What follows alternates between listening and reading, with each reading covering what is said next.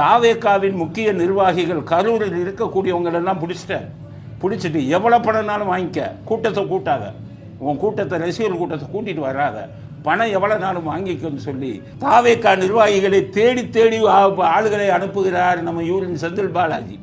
அவர்களை எல்லாம் பிடிச்சிட்டு வந்து பணத்தை அள்ளி கொடுத்து நாளைக்கு கூட்டத்துக்கு ஆள் கூட்டிகிட்டு வர்றாங்க அப்படிங்கிறத இந்த வேலை பண்ணிக்கிட்டு இருக்காரு நம்ம செந்தில் பாலாஜி. அதனால் இவங்களுக்கு என்ன சொல்கிறேன், விஜய்க்கு முக்கியமாக அங்கே கரூரில் இருக்கக்கூடிய தாவேகா நிர்வாகிகள் எல்லாம் பணம் சப்ளை செய்து கொண்டு இருக்கிறார் நமது செந்தில் பாலாஜி.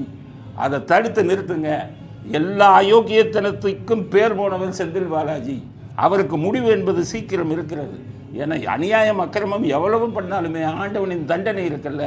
ஏற்கனவே போய் ஒரு வருஷம் ஜெயிலில் இருந்து அந்த மனிதருக்கு புத்தி இல்லை. நேர்வழியில் அரசியல் பண்ணுங்கயா. உங்களுக்கு ஆதரவு இருந்தால் ஆதரவான கூட்டத்தை கூட்டி காமிங்க. மக்கள் செல்வாக்கு இல்லை, மக்கள் ஆதரவு இல்லை, வெக்கம் இல்லாமல் மக்கள் செல்வாக்கு இருக்கக்கூடிய ஆதரவு இருக்கக்கூடிய உங்கள் கூட்டத்தை தடுத்தீங்கன்னா ஜனநாயகத்தில் என்னத்தை நீங்கள் கிழிச்சிட முடியும்? இந்த பிளானை ஒவ்வொரு மாவட்டத்துக்கும் அவங்க செய்வாங்க.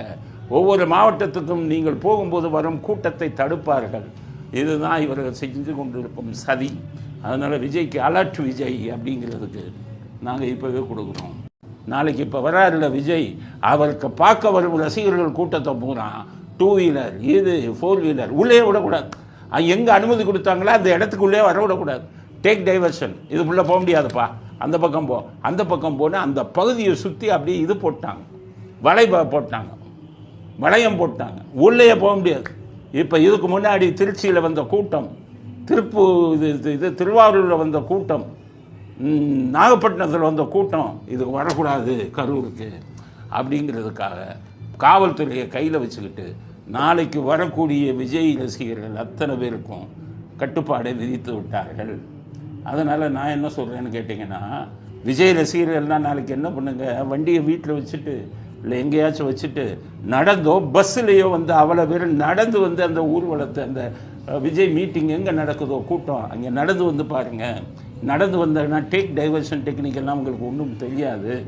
அதனால் எல்லோரும் நடந்து வாருங்கள். விஜய் ரசிகர்கள் சொல்ல எல்லாம் நடந்து வா, வண்டி எல்லாத்தையும் விட்டுட்டு வா.